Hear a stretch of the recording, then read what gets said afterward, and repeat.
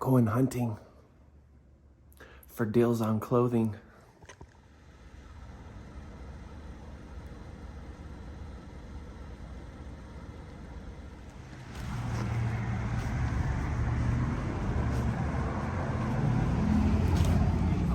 Thank you, brother.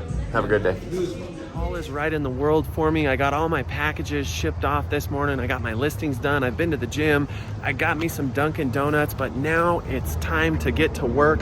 So come along with me as I rage through the Durango Goodwill here in southwestern Colorado and hopefully come up with a lot of cool stuff to share with you. Came across this Stetson quarter zip, looked it up because it had some wool, was not worth the grab. Even if you're working alone, you can go out and find yourself a business partner, and mine is Carhartt, and this flame-resistant crew neck, despite having some outside embroidery, will typically sell for me for about $20 to $24. Gonna grab. So in recent years, Colorado's been known for their good medicine, but this Braintree hemp shirt just didn't have a good sell-through rate, so it stayed. So every dog has its day, and unfortunately these men's Patagonia canvas work utility pants, well, their day was over yesterday, and they did not come with me to find their forever home because they were way overpriced for their condition. Digging through the men's shorts rack, hoping to find some good quality shorts to sell in the off season. All I was finding was a bunch of beat up Nike and Adidas Caddyshack quality shorts, overpriced, beat to heck, and I'm out here looking for Grayson and Roback, and none of that to be found. For the right price, I will generally pick up men's and women's Anu hiking shoes and boots. Had good luck with them. And just a little tip, if you see any hiking shoe and it's got Vibram on it, it's usually quality. Another honorable mention to be on the lookout for is Kuru. Kuru makes some good selling shoes. Had good luck with them, but these were just priced to stay. Had to say bye. Price point on this vest was there. Eddie Bauer, First Ascent, fleece woman's vest, half price, paid $3 for it. Not a great size, not a great color, but fairly clean. $3, figured I'd give it a shot, try to turn it into 20. Quick tip, you are what you think about. Always manifest good vibes.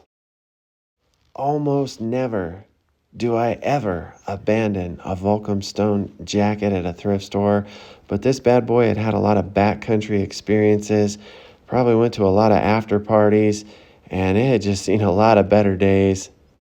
Area is a huge part of what I sell in my store, and it's probably the one brand that I sell the most of across both a men's and women's line. Keep an eye out for the thick stitch, and keep an eye out for Area.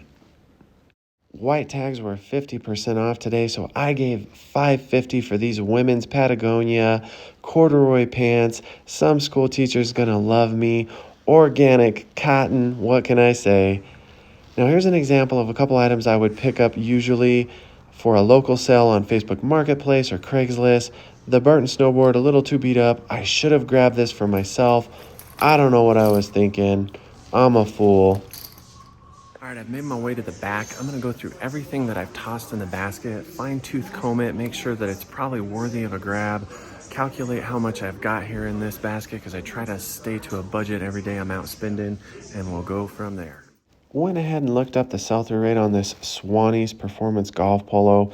Just wasn't there. Really nice shirt though, had like a Polynesian tribal collar. And then I love me some LL Bean. I was hoping this was wool. It was not. For $10, I let it stay, but I did pick up this piece. It was just cool looking, had some upgraded features, had the metal snaps, corduroy collar. Decided to bring it with me. So today's Veterans Day. My own son is in the United States Marine Corps, but shout out to anybody in the armed service branches. We appreciate and we love you. My wallet is lighter, $44 and some change. Picked up some good bread and butter items. Can't say that I got any real bangers or anything I'm gonna get into early retirement with, but that's okay. Consistency is the key, and just understand most of those bread and butter items are gonna be the items that help make your income and make it consistent. One thing I've been trying to push myself to do is actually spend more time in the women's clothing department. And while I'm not super crazy about selling women's clothing, when I come up here, it is a good investment of time and distance to make the journey. And so when I'm unable to source as many numbers through the men's department, Falling back on the women's aisle has just been good to me, and most women's clothing sections in most thrift stores are a lot bigger. The trade-off with selling women's clothing is women can be a lot more particular about size, as to where men, if they get something and maybe it doesn't fit perfectly, they'll just toss it in the back of the closet. They won't worry about a return. But women are more particular about clothing, and there's nothing wrong with that. But it is difficult to sell used clothing when people can't try it on. So just accepting that there's going to be returns, and often it might just be because it doesn't fit, is all part of hustling clothing and the clothing game. So plan of attack today was actually to spend a little bit more time at the Goodwill because it is a larger store, and just try to skim through the women's section. Now that did put me back about 15 minutes later than I like to arrive here at the Methodist Thrift, which I love this store. It's got great prices, but because this store is so much smaller, I just feel like if you're out and you're sourcing, try to focus the majority of your time on the biggest stores with the largest inventories. Even if you got to pay a little bit more, you're probably going to be able to pull more items that way. So for that reason, I don't mind being a little bit late to get over here, see what we can find.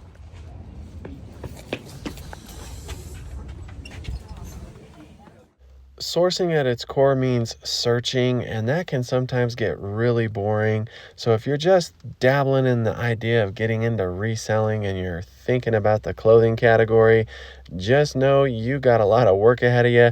If you're not crazy about shopping, it may not be for you. I'm not crazy about shopping, but I am crazy for a deal, and I love to work for myself. Had to look up these German military pants. They were vintage, they were wool, but they wanted $16 for them, and there just really wasn't a whole lot of hype behind them, so I left these inglorious bastards behind. Bumped into this Columbia jacket. It was new at tags, but unfortunately it had a huge stain on one of the sleeves, which just makes it a little tougher to sell as a new piece. And it also had an outside company's embroidery on the chest right there, so I let that guy stay. But I definitely picked this babe up. That Lululemon still sells for me, and for $2 I could probably turn it into 20. Decided to dig through some goggles. You never know, you might find some spies. Now, there were some Oakleys here, but they were just beat to hell, so you bet they stayed. Be on the lookout for Burton snowboard boots, but if you can find them in youth sizes, those sell well too. These were just too beat up, but I did pick up these Prana women's capri hiking pants. I'll throw them in the spring death pile. Prana sells for me, not for much, but it works. Also found these LL Bean fleece-lined women's pants, $4.50. I will grab those with winter on the brink.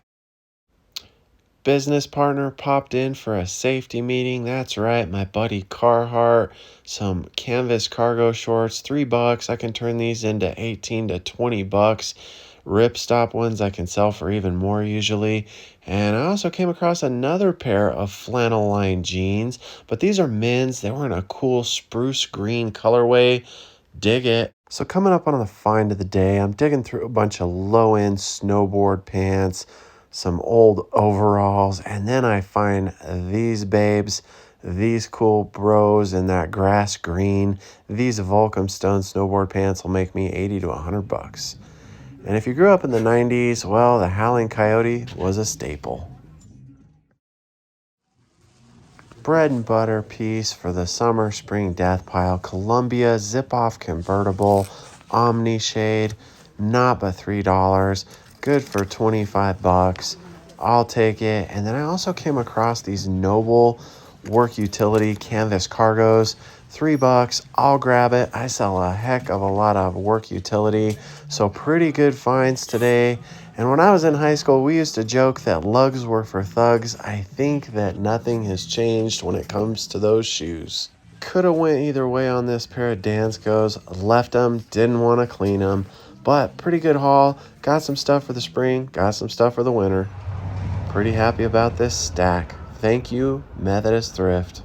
Here's today's breakdown. I spent $97.53 of my hard-earned capital on 15 different items. When you break that down, that's $6.50 per item. Best buy-in of the day was definitely the Volcom snowboard pants, and while I did have to pay $20 for them, I'll probably be able to sell them for 80 to 100 bucks. They're in a great color, they look to be in great condition, and they're not extremely old. So keep an eye out for those good brands that you know will sell well for you, and don't be afraid to pay up for items that you know are worth it. So just made it back to the laboratory, to the office, or shall I say my home where I operate my business from.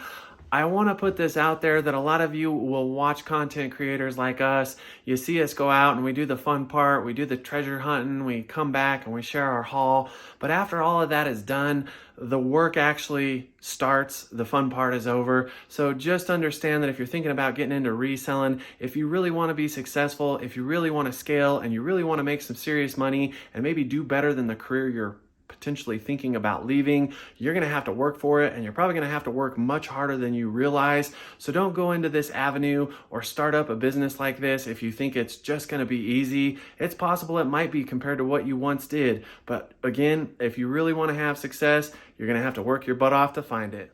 First up to bat in the lineup is this pair of Prana women's capris. I picked these up just to stash in my spring and summer death pile, and I keep preaching this point, but be prepared for the change in seasons.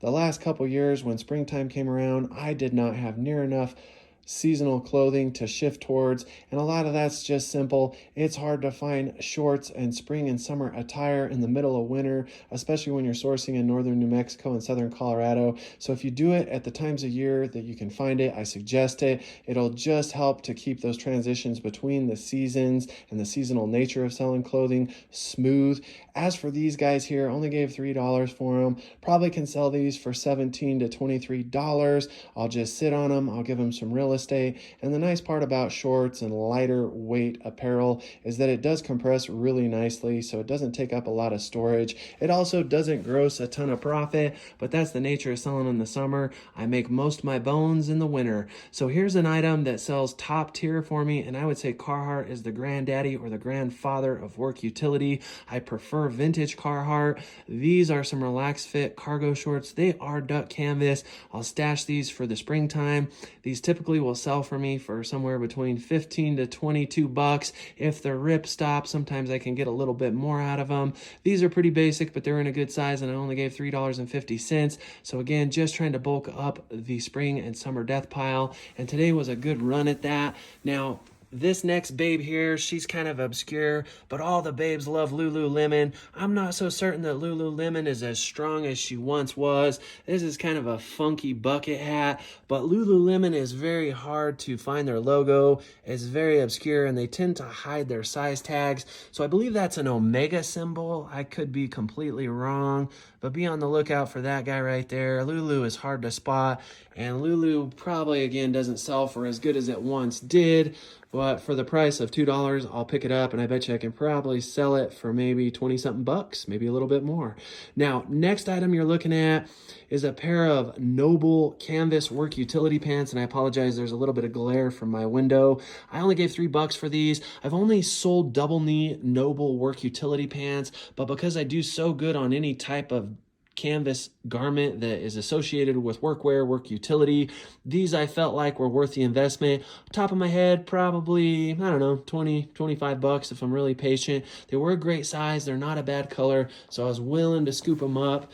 Now, this piece here was probably the one piece I paid up for at the Goodwill. I found a lot of great deals, and again, if you can take advantage of any discount tags they do at thrift stores, or if they do like a $5 fill-a-bag sale, or like I said, just follow those reduced price tags. I suggest it, especially starting out, or even if you're good at this, you want to save as much money as you can. The more you save, the more you'll pocket, and that's just the way I look at it. So I did pay $9.99 for this, and I almost passed on it, but the thing to think about is LL Bean flannels and shackets sell really well. LL Bean outerwear just kills for me. And I did pass up on one flannel that was just cotton. It was just too priced up. This guy was the same price, but it had a lot more going for it. It had a cooler print. It had the corduroy collar, and it also had metal snaps. So I felt like it was a little bit more of an upgrade. And despite not having the pockets on the sides, it's very much like a shacket, and I'll probably list it as that.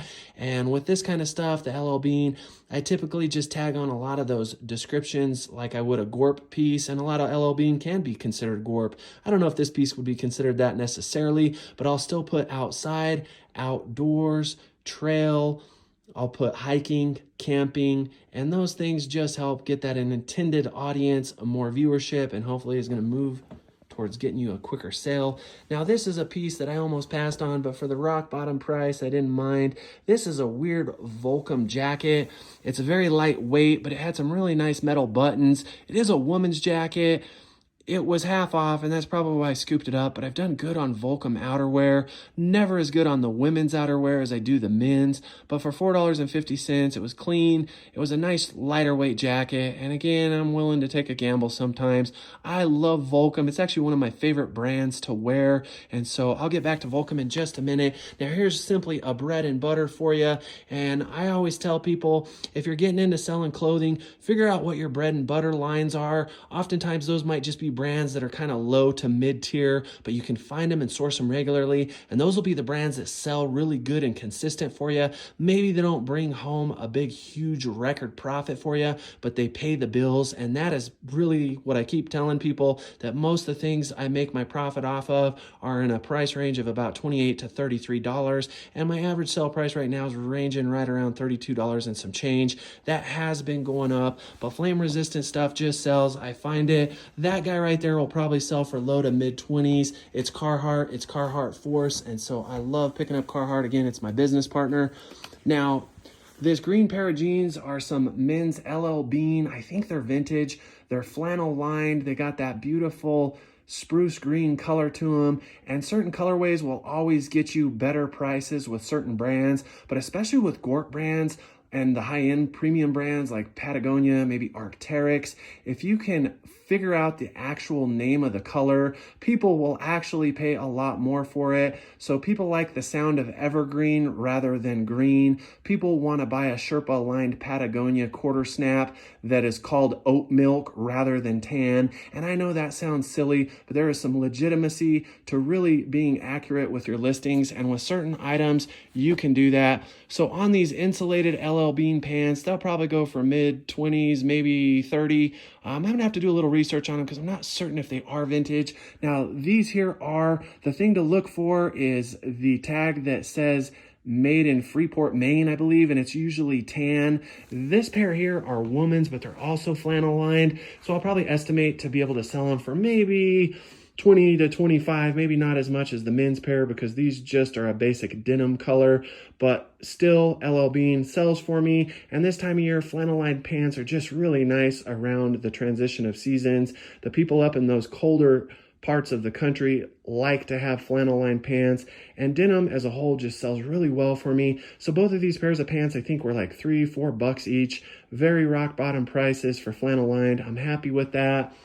So I'm going to move over here. This is just an item that's bread and butter for me. These are Columbia Omni Shade zip-off convertible pants. Do really well selling a lot of zip-off convertible brands, anywhere from North Face to REI to LL Bean to this brand right here. And so Columbia, you want to be on the lookout for any other Omni Heat, Omni Shade, their PFG line. And again, Columbia has really turned into one of my biggest bread and butter brands, but it's probably just because I live near Colorado. There's a lot of people that wear it. It is Gorp. It is very low to mid tier. I'm not going to say it's extremely high end, but it is of good quality for the price.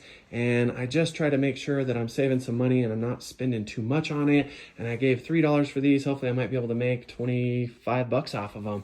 Now, this again, the queen of Gorp, Patagonia.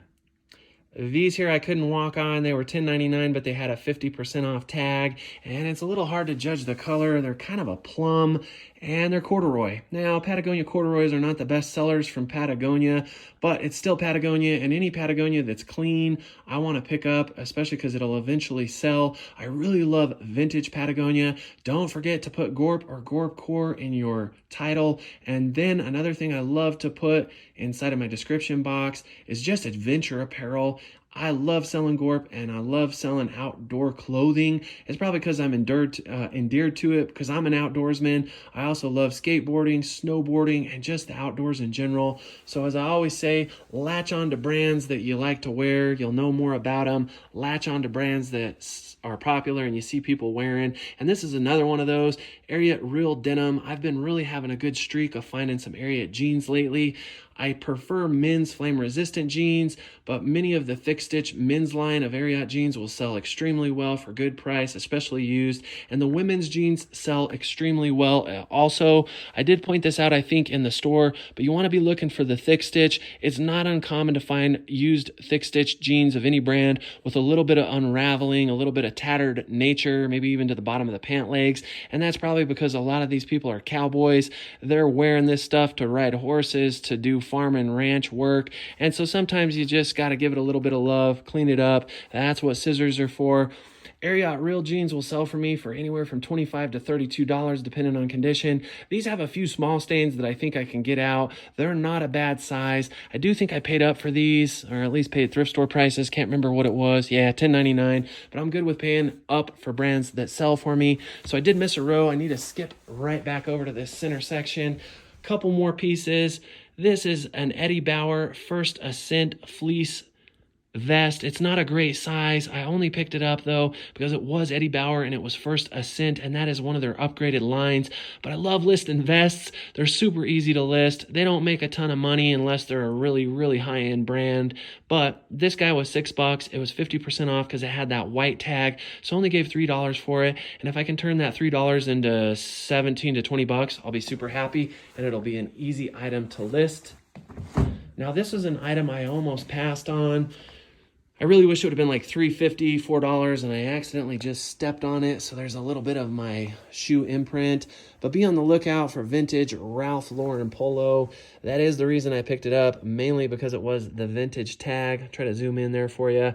Nothing special about this sweater. It is just cotton, so it's not an upgraded material. It was in extremely clean condition. It wasn't a great size, but the color was nice, being it was green. Men like darker colors, men like earth tones. And what to look for with polo, if you can find polo ponies in different colors, the flesh pony I believe sells for a lot more. Looking for this tag, the purple label tag, the double RL tag. But some Ralph Lauren, or one Ralph Lauren line I definitely stay away from is Ralph Lauren chaps. That is the bottom of the barrel. That stuff never sells. And I don't buy a whole lot of Polo Sport. It's pretty common, and I'm sure there's probably some items from Polo Sport that are good, but I just, in particular with how I invest my money, because there's other brands I enjoy selling more, and one of those is Volcom. Definitely my favorite brand to wear. Personally, I have 80 Volcom t-shirts. I have like 15 pairs of shorts and probably close to 10 pairs of their jeans. And so, yeah, that says what a freak I am about Volcom. But I did say this in a video a while back. Volcom is a cool company. It was started by a no-name nobody in Costa Mesa, California. I think the guy was a surfer. He started out by screen printing t-shirts in his garage, and he blew up. And some years back, he did sell out like most people do when the money gets too tempting. But long story short, can't blame him. At least he made it. I love selling Volcom outerwear. I said that just a minute ago. These are extremely clean. They do have a little bit of peeling on the seat. That's not uncommon. And there's one small stain I might be able to get out on the backside. Roughly pricing these at about 80 to 100 bucks. People do not want to pay brand new prices for ski pants or a snowboard jacket that they might only use once or twice during the season. And so that's where they jump on used clothing sites like eBay, Poshmark, Mercari, and they start buying this stuff, and they're happy to pay for what they think is a deal, and it usually probably is considering what the new tags on these items cost. But a pair of pants like these can run $200-300.